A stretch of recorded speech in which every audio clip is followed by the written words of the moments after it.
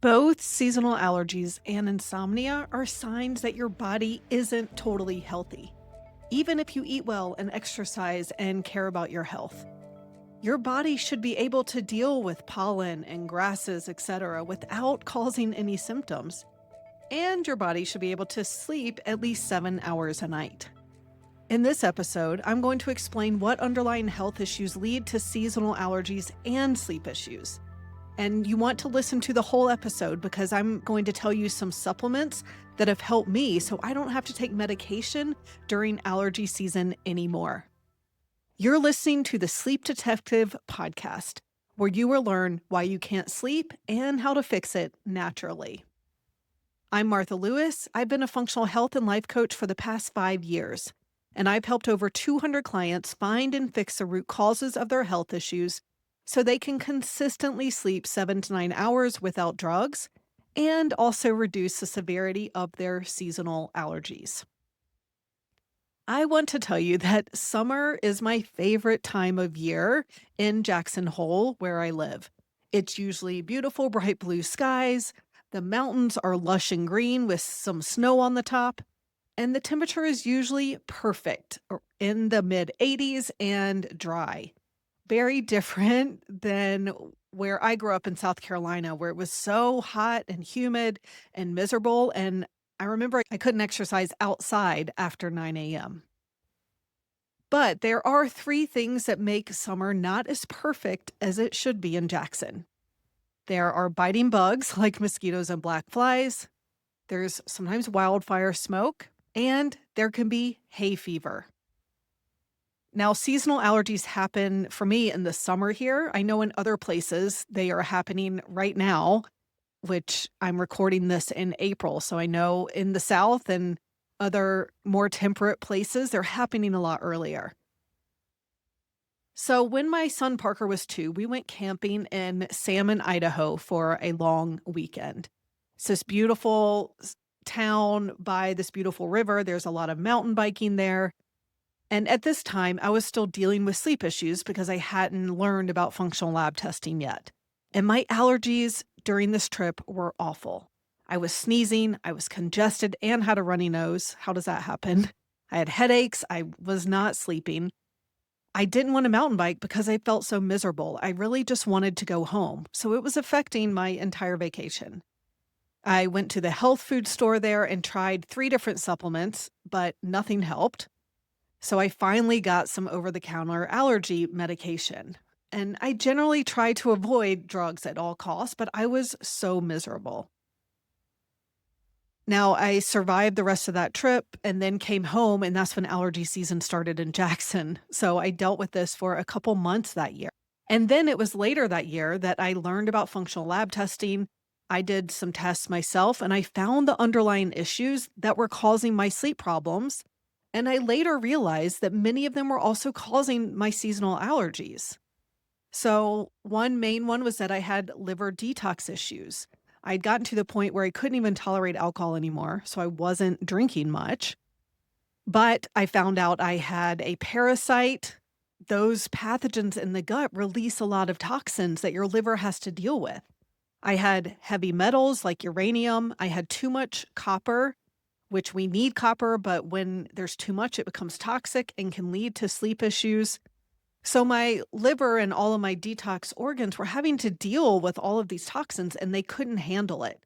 And so since then, I've learned that then adding something like pollen or grasses to an already toxic body, it just overflows what I call the toxin bucket.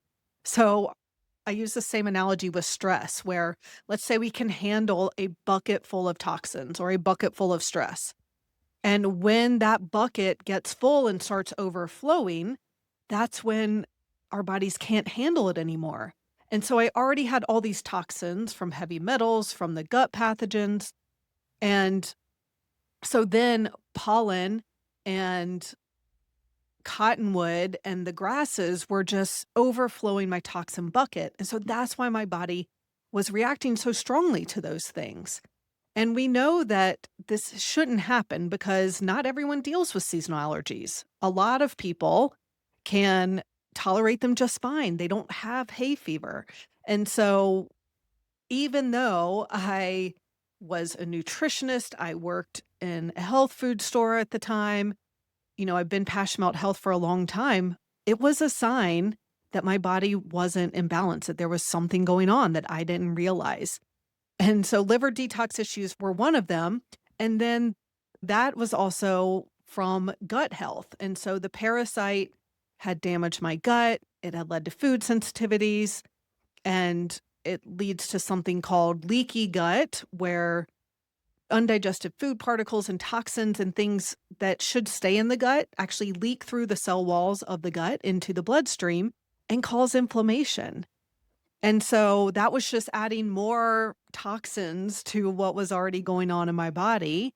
And so part of the issue with my sleep and the seasonal allergies was that my gut wasn't healthy. Now, what's interesting too is that high cortisol, which I had super high cortisol at night, so that was affecting my sleep, and high cortisol in general can lead to histamine issues, which is histamine is what's happening when, these toxins cause the release of histamine. And when the body can't clear it properly, that histamine builds up and causes the symptoms that we associate with seasonal allergies. And hormone imbalance as well can lead to histamine issues and seasonal allergies. So it turns out that all of these imbalances that were affecting my sleep were also causing my hay fever. And so the allergens aren't actually the problem. It's your body's ability to handle them that is the problem. Now, the good news is every year my hay fever gets better and better.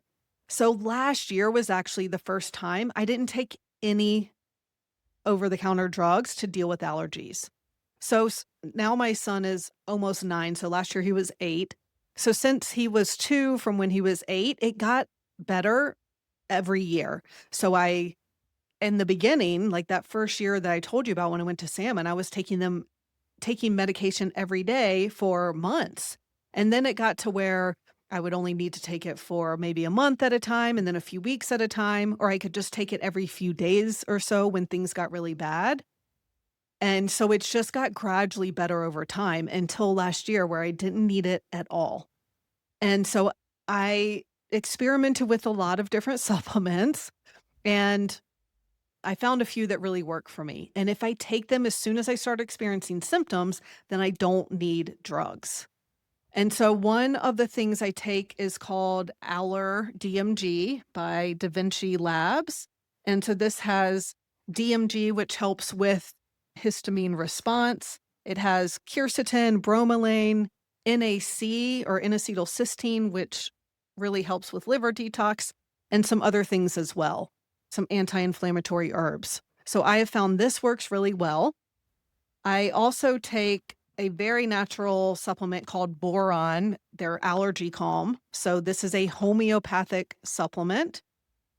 And so this doesn't get rid of them totally, but it does really help with the symptoms, especially if you start taking it right away. And then the last thing I take for gut health is called Mega IgG 2000. So these have what are called immunoglobulins that are the first line of defense against pathogens in the gut. So they're really supporting the immune system in the gut. And so ideally, I would start taking this before allergy season even starts. But definitely as soon as I start noticing any kind of symptoms, I start taking this as well, and it seems to help. So these three in combination are what I was able to take last year and not need Claritin or anything else at all. Now, I use an online dispensary called FullScript, and I created a plan in there that include these three supplements. So I will link to this in the show notes. You can order these supplements from my FullScript account and get 20% off. Now, I do need to give a disclaimer that dietary supplements are not intended to replace medical advice or treatment. They should not be used to diagnose, treat, cure, or prevent any disease, and that you do want to consult a healthcare professional before use, especially if you have underlying health conditions or are taking any medications. So I hope that this helps you understand where seasonal allergies are coming from, why you are dealing with them, and what you can take that's actually going to help, and see how the different symptoms you have, such as sleep issues, such as seasonal allergies, are connected by the same imbalances in the body. So when you find out what those are and fix them, then you can sleep consistently well and not deal with seasonal allergies anymore. All right, everyone. Thanks so much for listening, and I will talk to you next time.